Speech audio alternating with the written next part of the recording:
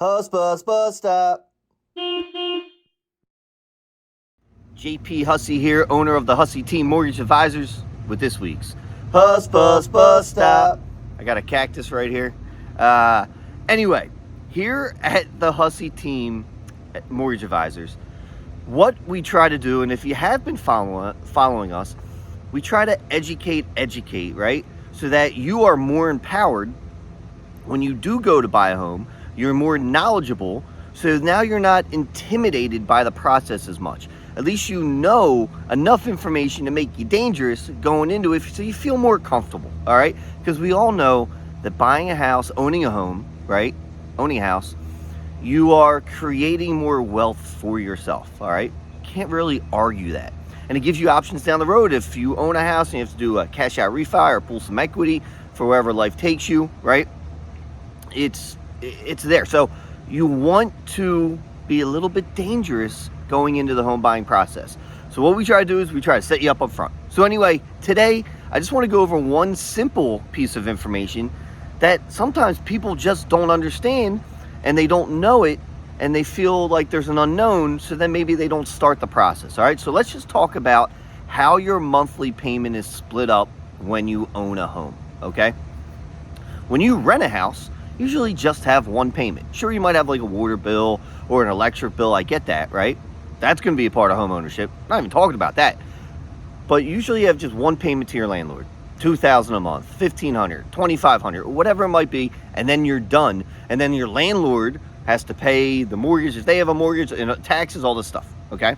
So when you buy a home, all right, in almost all situations, if you escrow certain items, which I'll get to, your payment's going to be broken up into a couple different things, okay? And what we try to talk about is, we just talk about one all-in nut, we call it, right? Like, this is it. This is how much you need to save for it, because that's all that matters, even though it is broken down. But I want to talk about how you can protect yourself when looking at numbers so you know what your total monthly expense is, all right? So here's how a typical mortgage payment works. You have the principal and interest, which is the loan portion. All right. Sometimes you go on Zillow, Realtor.com. They just show you, oh, here's your payment. But now they're not including what else I'm about to bring up. Now you got property taxes. All right. So this is where your payment's going to change per house a lot, right? This is why we try to give you a game plan. We look at where you're buying, right? So we can give you a really good, solid idea of what your payment's going to be for where you're looking. So taxes, you got principal and interest, right? How your payment's split up. Taxes. So if taxes are $5,000 a year, you divide that $5,000 by 12, and you add that to that monthly payment with the principal and interest. And then you usually have homeowners insurance. Okay, homeowners insurance could be $1,000, $1,200 a year. Divide that by 12, and you add that to your monthly payment. So when you add these things up, this is your true monthly payment. All right, when you escrow. All right, that's what you're usually going to have on your mortgage statement. Now, if you buy a condo, if you buy a townhouse that has a homeowners association, some people don't think about that sometimes, and you need that number to qualify as well. That wouldn't be in your monthly mortgage payment that you pay the mortgage company. That's something you have to pay separate, okay?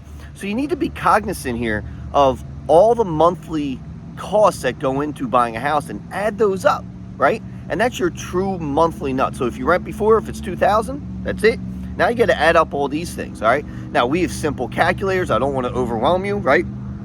But this is where if you use a good mortgage advisor, they're going to take all those things in consideration for your personal budget. Yeah, you're going to need to qualify with all this as well. But this is really just good information, good things to know to make you dangerous. So you know going into what questions to ask your mortgage advisor.